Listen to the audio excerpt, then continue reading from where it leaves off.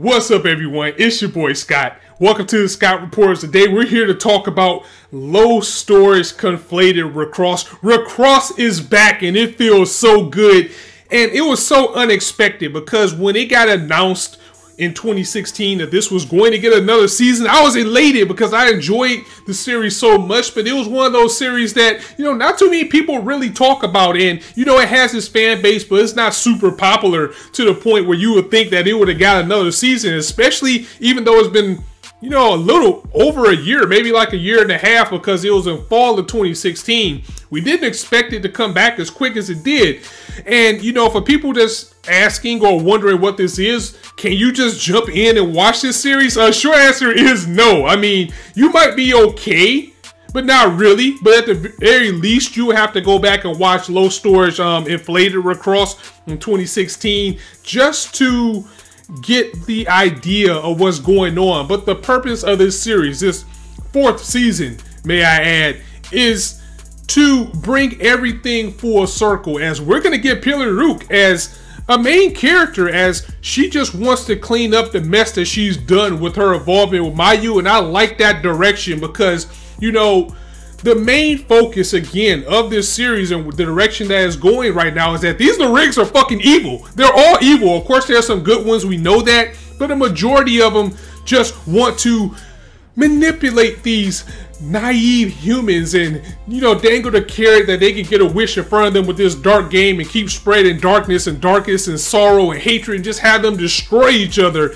And what Piruluk wants to do, because she was in the shoes of, a selector and a master who wanted this chaos to continue, she just wants to cleanse everything and make everything right again. So I like that we're going to focus with her as a main character, even though the characters from the last season are going to be in it. And what's even better about this series is that everybody's coming back. We're going to have Ruko coming back. We're going to have Tama Batu. We're going to have some Battle Best Girl back. We got crazy ass Akira coming back. And of course we got Suzu and Chinatsu coming back, as well as Hana from the last season. So we're going to be dealing with a big cast and bringing everybody back, bringing back all the Lorigs, bringing back all the selectors for this big dark battle to stop Carnival.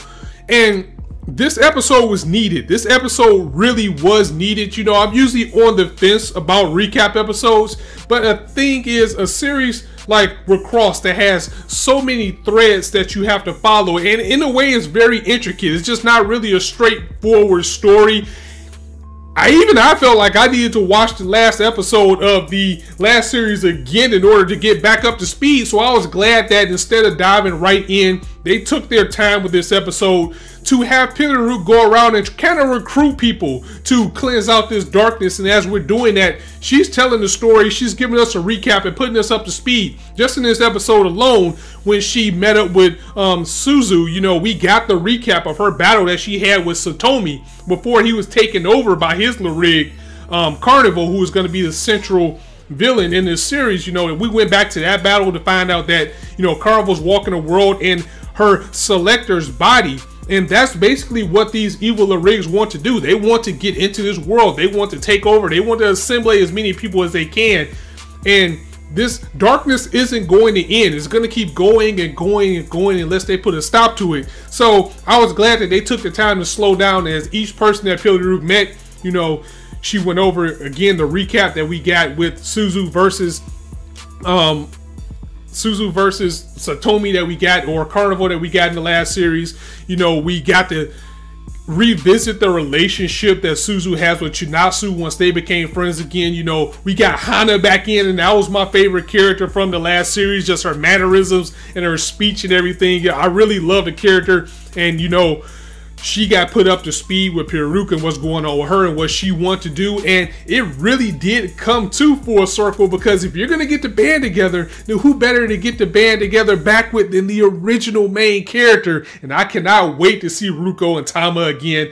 I like this episode, even though, again, for all intents and purposes, the entire episode was a recap, just with the new, scenes and everything that was involved in it was just everybody getting together. And we didn't get the big reunion that we wanted at first, but it was a nice recap episode because it's a recap that was needed. It's different than something like Boku no Hero that hasn't been gone for too long, so you really don't need a recap because everybody probably remembers what happens. Well, with this, you needed to know what threads everything together, and I feel that JC Staff did a good job with doing that. And as a psychological guy, as a guy who likes psychological anime and dark anime, this series is right up my alley, and I like just the dark undertones that it has, especially when you're dealing with wishes, because if you watch series like this, you watch series like Fate or anything that has to do with wishes, especially when it comes to like battle royals and death games, you know that once you finally get that wish, it's not going to be what you expect. You're not going to get what you're asking for. A lot of people wanted their memories back, and Hana points this out in the episode is that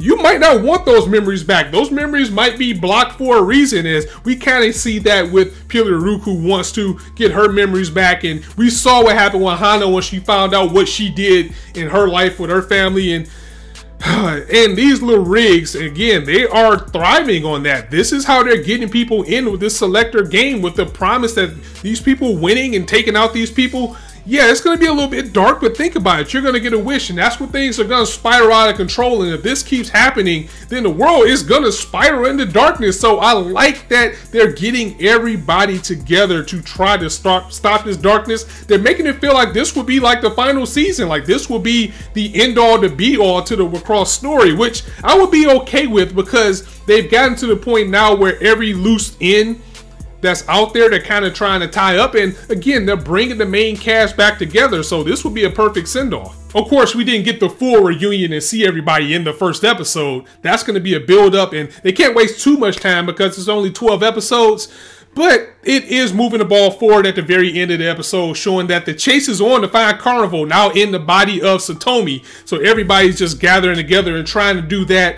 And I'm glad that Tama's back, but I hope next episode will be like the last episode they used to tie things together because we can't waste too much time. I want to know what happened with Tama because if I remember correctly from the Selector Spread movie, that Tama was out in the real world, yet in the opening, which was fantastic by the way, it's going to be one of my favorites of the season overall, they show her straight up fighting again. So is she in the rig or is she a person that's walking around kind of like how Piruluk is? So that's going to be interesting to see what happened to that.